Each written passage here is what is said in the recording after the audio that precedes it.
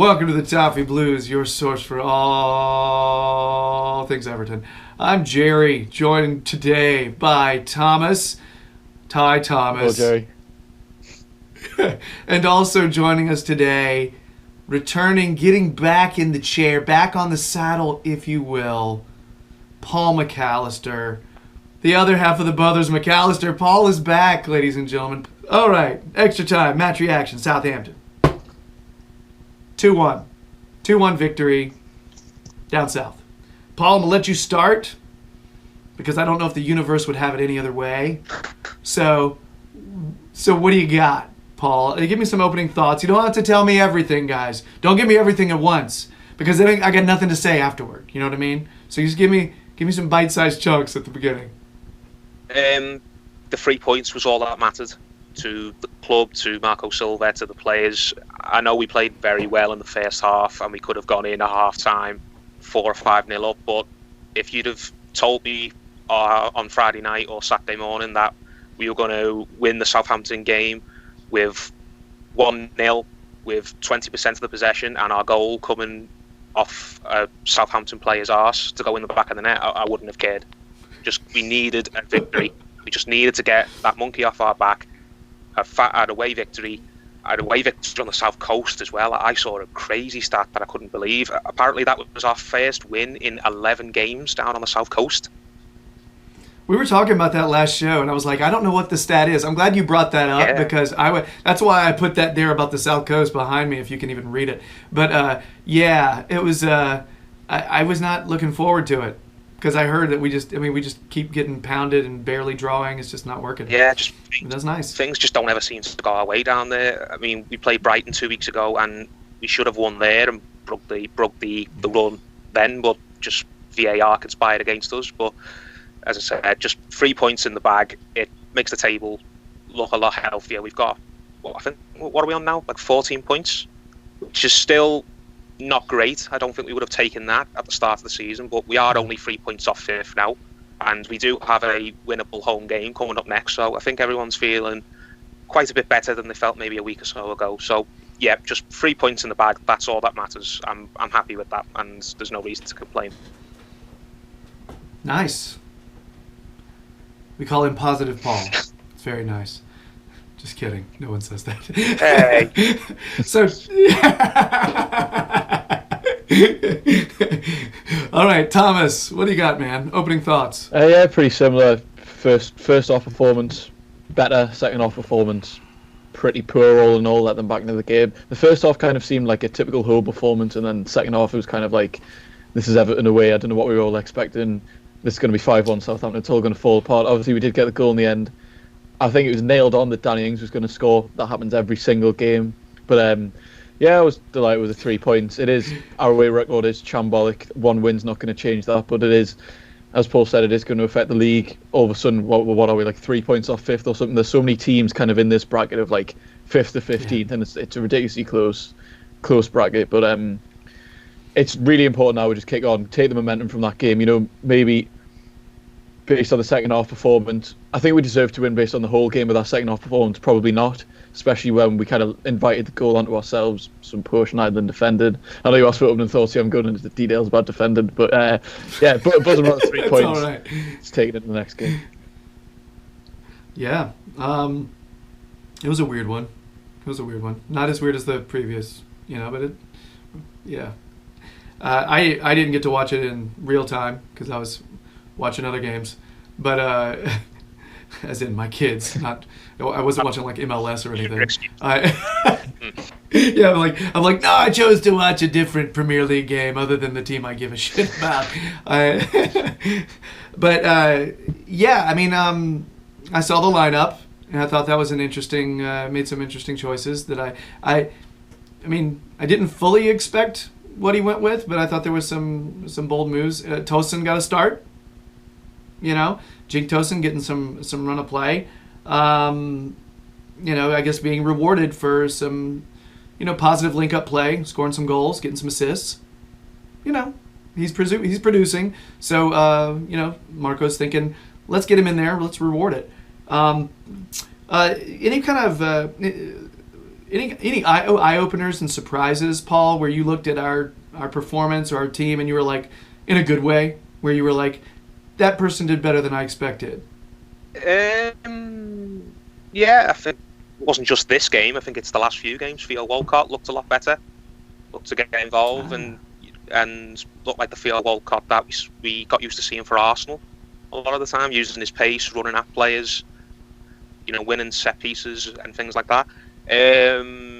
Mason Holgate deserves a massive mention. He's been great since he's had this little run in the side. I'm hoping that carries on, because it was overdue, Michael Keane being dropped.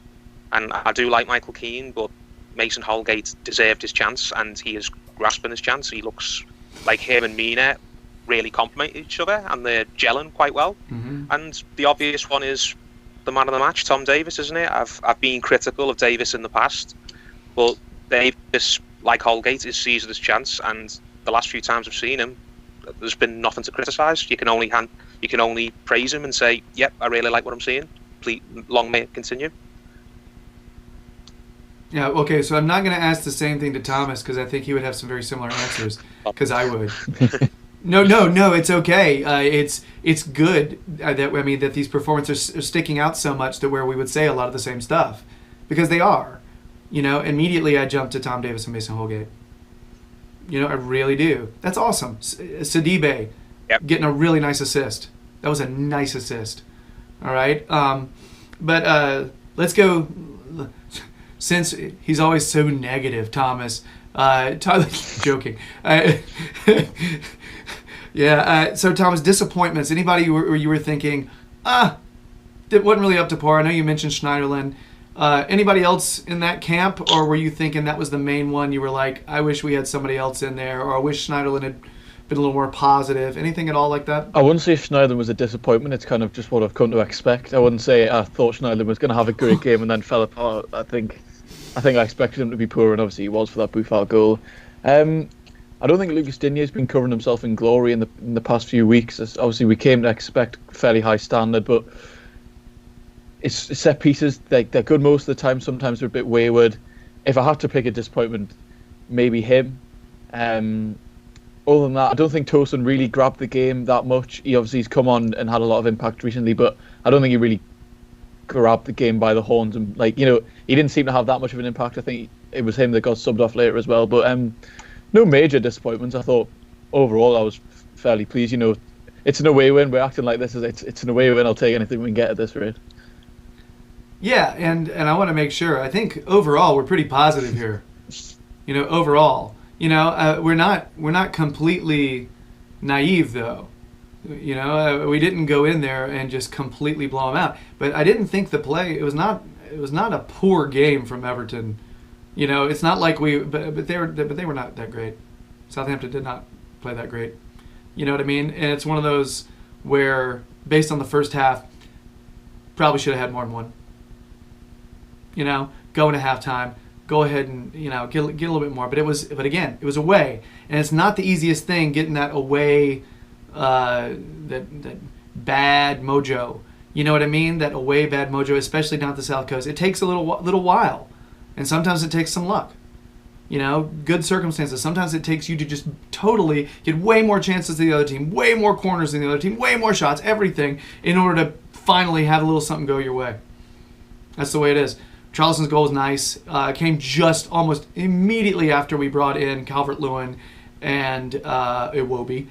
And Iwobi got that pass down the line to Sidibe, who got the assist. And Calvert-Lewin, really good at winning the balls off of goal kicks. I think just building up to the play, he had a really nice ball where he trapped it, just set it back to the player, so we were able to win the first and second ball. And on a goal kick, that's a good thing when you're trying to build up play.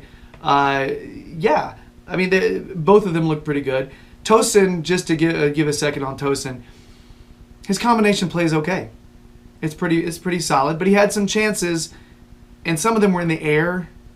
And I'm sorry, but a player like him who's supposed to be as good in the air as he is, and I think he is good in the air, he's got to maximize those. He's got to take advantage of those. All right, first half chance he had especially. There was one where he got up and he just didn't get on top of it. He got under it, headed it over. You can't when you're supposed to be good in the air. sorry. Like, and that is a moment I think Calvert-Lewin might have gotten it because he's taller and can get up in the air higher. Yeah, if Calvert-Lewin had missed that header, then people would be throwing babies in the air, wouldn't they? So angry. Yeah, so I think what you said then, like Tosin, he did okay. I think that just sums Tosin up. Yeah, he's okay.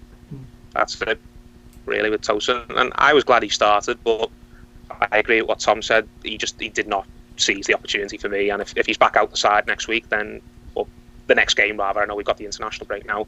If he's back out the side, then I don't really think he's got any room to complain. He didn't seize his moment.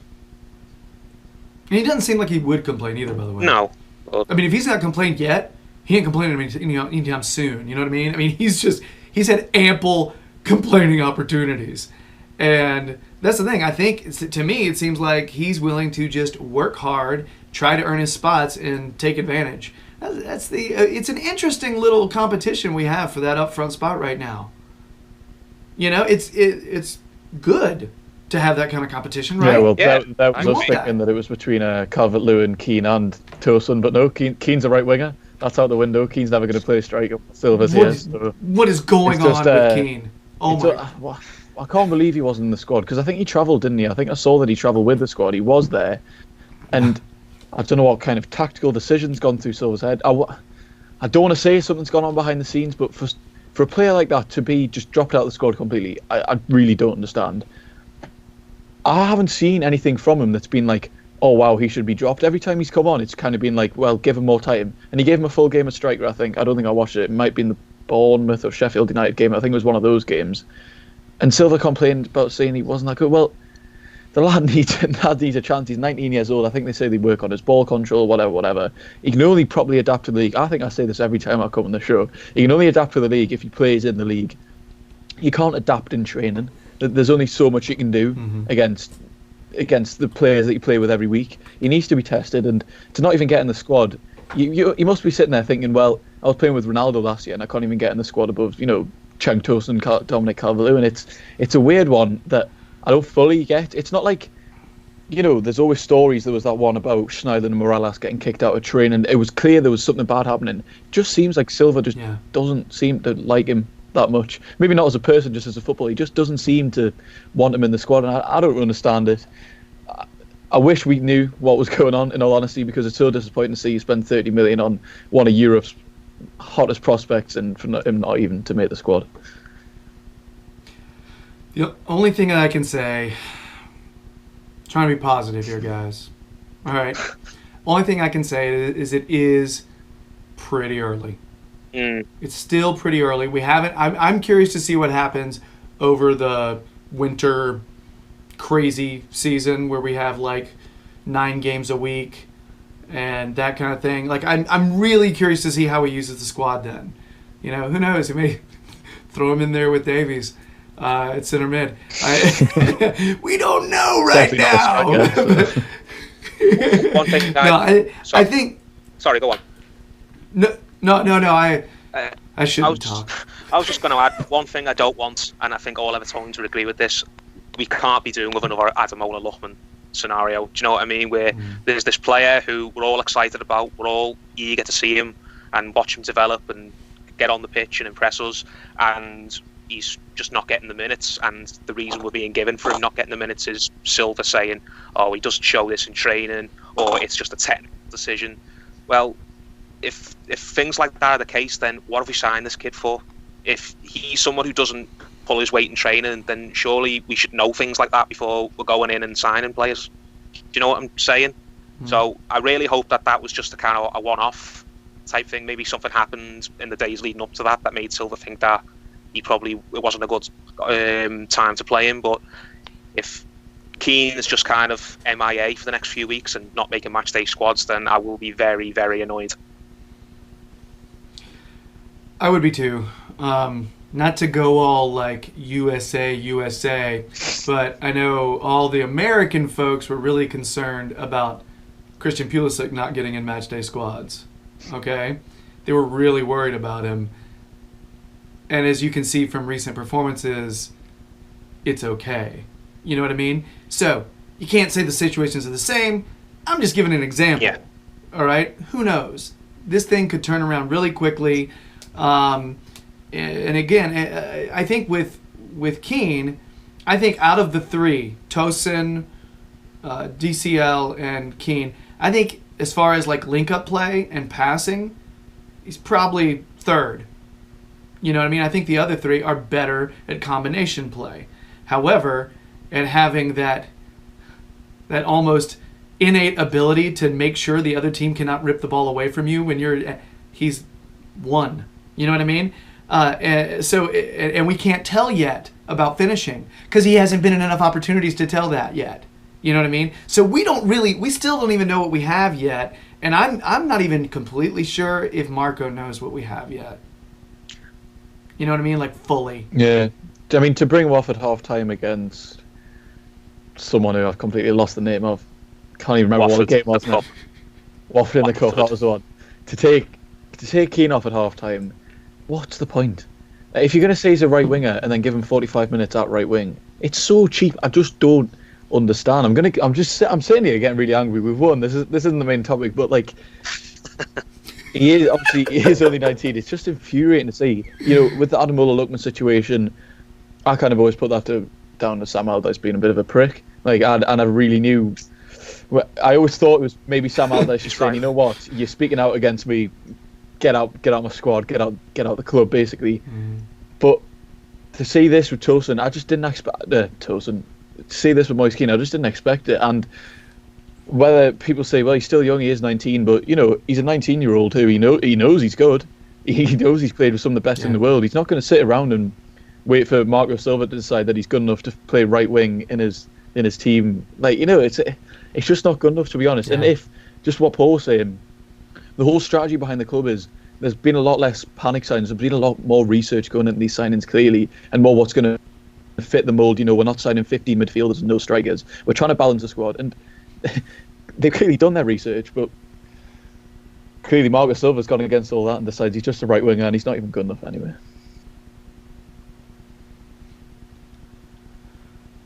Thomas, next time I'm gonna have to ask you to actually share your opinion and stop waffling and riding the fence. I think there is a lot to be said. I'm like, somebody get this man a stress ball. All right. I think there is a lot to be said for what you suggested, Jerry. Though maybe we are panicking a bit too quickly because, as I said, Pulisic couldn't get a sniff, could he, at Chelsea for months, and all of a sudden it's turned around completely 180 for him, and he's probably the first player on the Chelsea team sheet now. So maybe we just have to be a little bit more patient and trust the manager. But I do definitely agree that if this carries on for much longer, then I think fans have got the right to start asking questions. Yeah, and keep in mind the other two players, although they're not scoring bagfuls of goals, they're both really good professionals, though. You know what I mean? There's been zero complaints about either one of them in training ever, attitude during games ever. They're good professionals. So they're probably doing everything they're supposed to be doing to try to get time.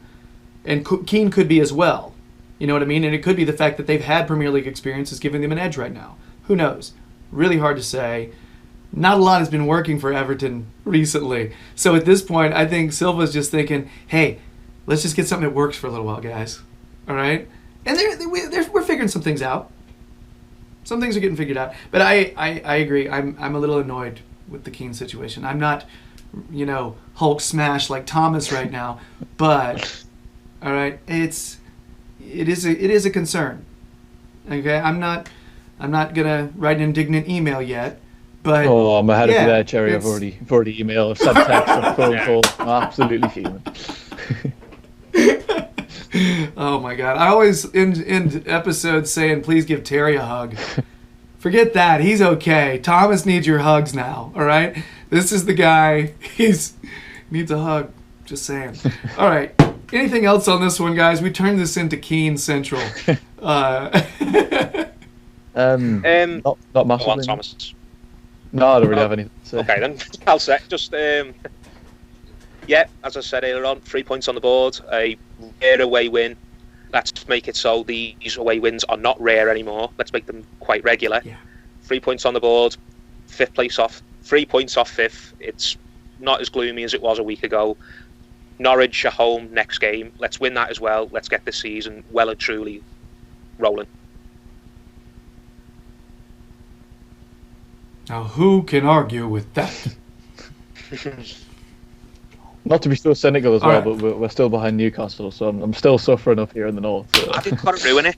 Sorry, I've got to. You know, Paul's about to drop some positive truth bombs, and Thomas is just like, no, I'm going to pee all over your work. It's just... Where is the old Thomas, who was all like roses and rays of sunshine, and rainbows coming out of his nose? Every video. That's all right. That's all right. Balance, friends. Balance in the force. That's how this works. I feel sick Okay. again now. After being reminded of that. No more stomach bug. All right. We're still behind Newcastle. Harumph. Still behind. All right. Yeah. All right. On that note, we're gonna end our extra time on Southampton. If you've been digging the videos, please subscribe to the Toffee Blues YouTube channel. We'd sincerely appreciate it. If you want more Paul, check his Twitter, see where his work is going to be appearing. Paul, do you have anything going on besides writing the occasional piece? In terms of Everton, no. Yes. Okay. When Everton's, There you go. I'll be one of those bandwagon jumpers. When Everton start winning things, then I'll be all for writing things and being happy. And when Everton are rubbish, then I can't find the motivation.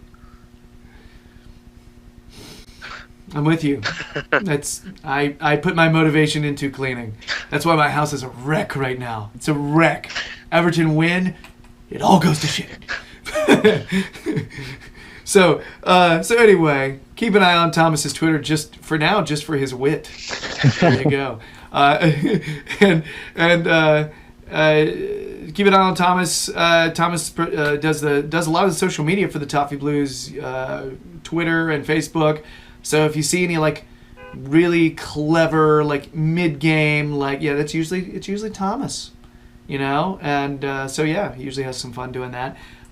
He also does. Do you do other work for the Toffee Blues website? Correct. I write the play ratings every time that I don't forget, but yeah, Yep. most of the time. See, and there it is. So check out the Toffee Blues website where you can see some Thomas as well. Basically, look at their Twitters. They'll tell you where to be. Gosh, it's got to be a better phrase than look at their Twitters. Hey. All right, so I guess that's it. We're going to roll on. Next video segment, we're talking about It Will Be Woby. All right, so come on back for that one. You hear? Bye.